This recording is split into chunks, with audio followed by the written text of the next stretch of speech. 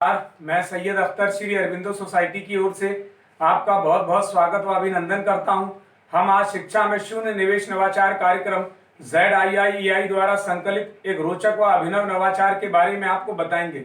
हम इनोवेटिव पाठशाला के अंतर्गत मध्य प्रदेश राज्य के कक्षा 5 की हिंदी भाषा की पुस्तक भाषा भारती के पाठ 18 रानी अवंतीबाई के एक नवाचार अभिनव शिक्षण तकनीक के एक गतिविधि गृह कार्य परिवेश में व्यवहारिक शिक्षा का इस वीडियो में क्रियान्वयन करेंगे। हम आशा करते हैं कि आप इस वीडियो को देखने के उपरांत इस नवाचार तकनीक को अपने विद्यालय व कक्षा में अवश्य लागू करेंगे।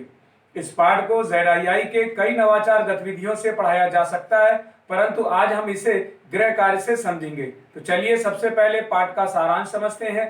प्रस्तुत पाठ रानी अवंतीबाई भारत के स्वतंत्रता आंदोलन से संबंधित हैं, जिसमें उनकी वीरता और साहस का वर्णन किया गया है।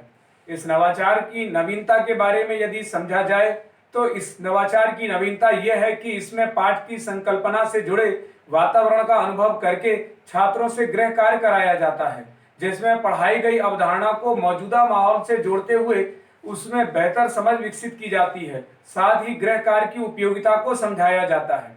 नवाचार क्रियान्वयन प्रक्रिया के अंतर्गत पढ़ाए जा रहे पाठ की संकल्पना के पुनः अध्ययन हेतु सृजनात्मक लेखन व संज्ञा शब्द को आसपास के परिवेश से जोड़ते हुए अवलोकन व चर्चा और सांकेतिक प्रश्नों से गृह कार्य की जानकारी दी जाती है।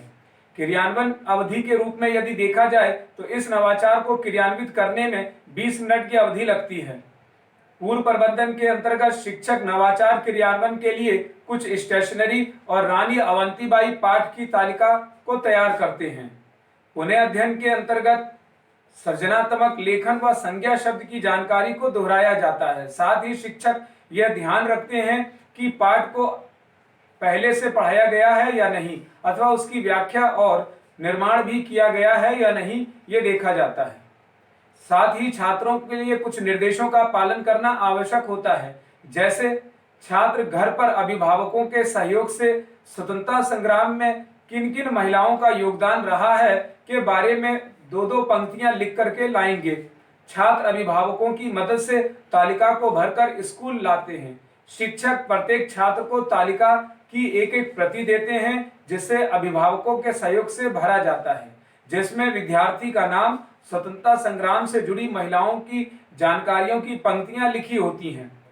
सभी छात्र इसे सावधानी पूर्वक अपने अभिभावकों को देते हैं, जिसमें उनमें उत्तरदायित्व की भावना का विकास होता है और बताते हैं कि अगले दिन कक्षा में तालिका की सूचना के आधार पर ही पाठ को पढ़ाया जाएगा। सभी छात्र अगले दिन तालिका व चार्ट को भरकर कक्षा में शिक्षक के सामने उन जानकारियों को पढ़कर बताते हैं व चार्ट को शिक्षक के पास जमा करते हैं। इस प्रकार अगर निष्कर्ष रूप में देखा जाए तो इस नवाचार गतिविधि से छात्रों में उत्तरदायित्व की भावना के साथ साथ निर्देशों का पालन करने से नैतिक मूल्य का विकास होता है।